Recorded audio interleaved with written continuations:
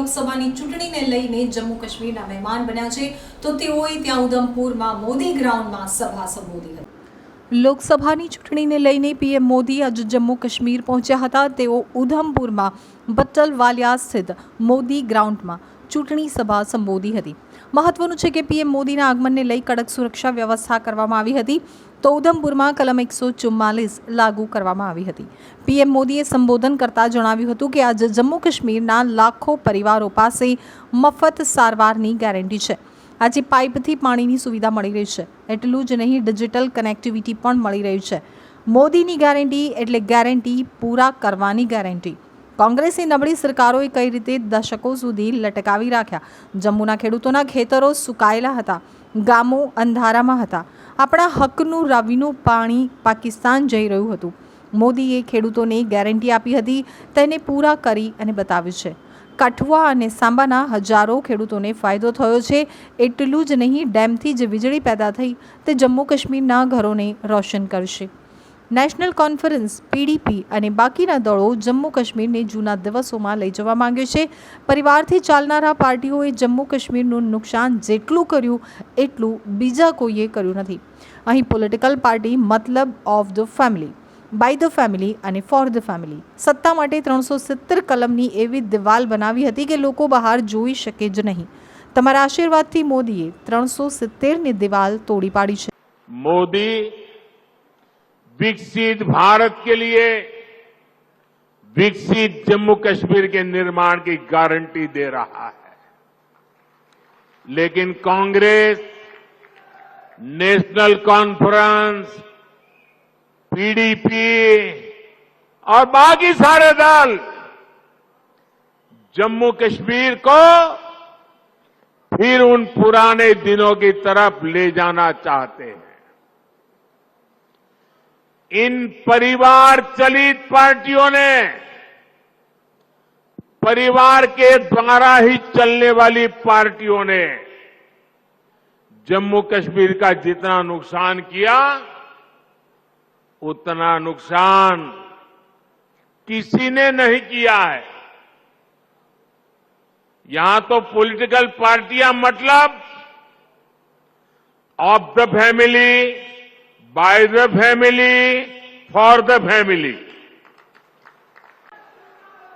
भाई और बहनों, मोदी की गारंटी यानी गारंटी पूरा होने की गारंटी।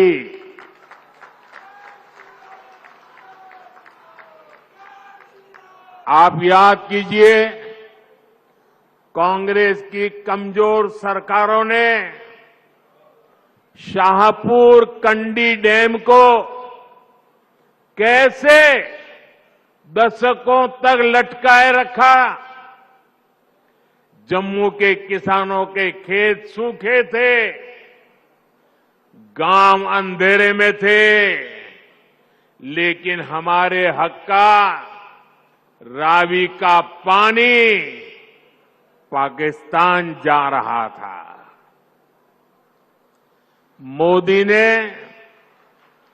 किसानों को गारंटी दी थी और इसे भी पूरा करके दिखाया है।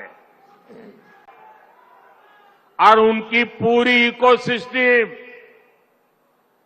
अगर कहीं मुंह से राम मंदिर भी निकल गया तो चिल्लाने लग जाती है, रात दिन चिल्लाती है कि राम मंदिर बीजेपी के लिए चुनावी मुद्दा है। राम मंदिर न कभी चुनाव का मुद्दा था, न चुनाव का मुद्दा है और न ही कभी चुनाव का मुद्दा बनेगा। अरे राम मंदिर का संघर्ष तो तब से हो रहा था जब भाजपा का जन्म भी नहीं हुआ था। राम मंदिर का संघर्ष तो तब से हो रहा था जब यहां अंग्रेज सल्तनत भी नहीं आई थी। राम मंदिर का संघर्ष 500 साल पुराना है, जब कोई चुनाव का नामो निशान नहीं था। जब विदेशी आक्रांताओं ने हमारे मंदिर तोड़े तो भारत के लोगों ने अपने धर्म स्थलों को बचाने की लड़ाई लड़ी थी। वर्षों तक लोगों ने अपनी ही आस्था के लिए क्या क्या नहीं झेला। कांग्रेस और उसके सहयोगी दलों के नेता बड़े बड़े बंगलों में रहते थे, लेकिन जब रामलला के टेंट बदलने की बात आती थी, टेंट पर जो टाट पतरी वो बदलने की बात आती थी, तो लोग मुंह फेर लेते थे, अदालतों की धमकियां देते थे। बारिश में रामलला का टेंट टपकता रहता था और रामलला के भक्त टेंट बदलवाने के लिए अदालतों के चक्कर काटते रहते थे। ये उन करोड़ों अरबों लोगों की आस्था पर आघात था जो राम को अपना आराध्य कहते हैं।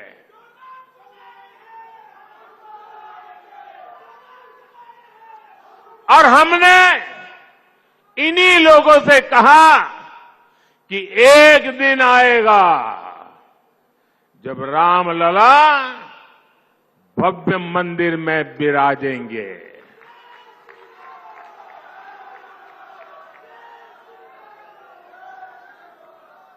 और तीन बातें कभी भूल नहीं सकते। एक,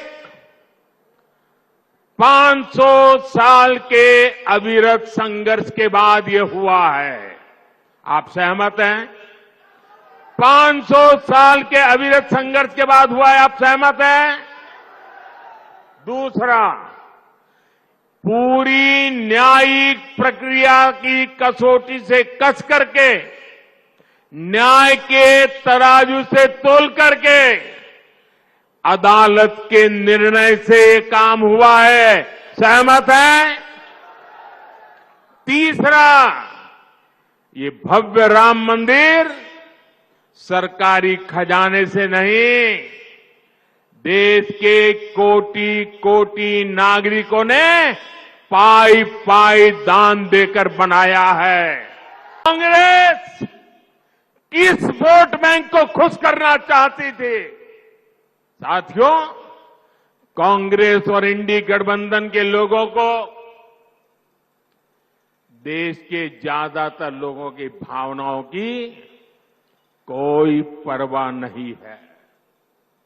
इन्हें लोगों की भावनाओं से खिलवाड़ करने में मजा आता है। ये लोग सावन में एक सजायाफ्ता, जो सजा कोर्ट ने जिसको सजा की है, जो जमानत पर है, ऐसे एक मुजरिम के घर जाके सावन के महीने में मटन बनाने का मौज ले रहे हैं। इतना ही नहीं, उसका वीडियो बना करके देश के लोगों को चिढ़ाने का काम करते हैं। कानून किसी को भी कुछ भी खाने से नहीं रोकता है और न ही मोदी रोकता है।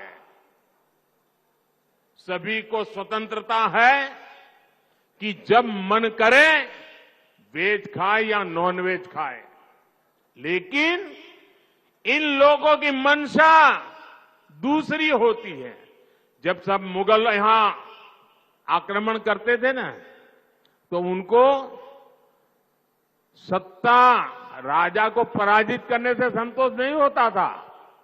जब तक मंदिर तोड़ते नहीं थे, जब तक श्रद्धा स्थानों की कत्ल नहीं करते थे, उनको संतोष नहीं होता था। उनको उसी में मजा आता था। वैसे ही सावन के महीने में वीडियो दिखाकर वो मुगल के लोगों के जमाने की जो मानसिकता है ना, उसके द्वारा वो देश के लोगों को चिढ़ाना चाहते हैं और अपनी वोट बैंक पक्की करना चाहते हैं। ये वोट बैंक के लिए ये चिढ़ाना चाहते हैं।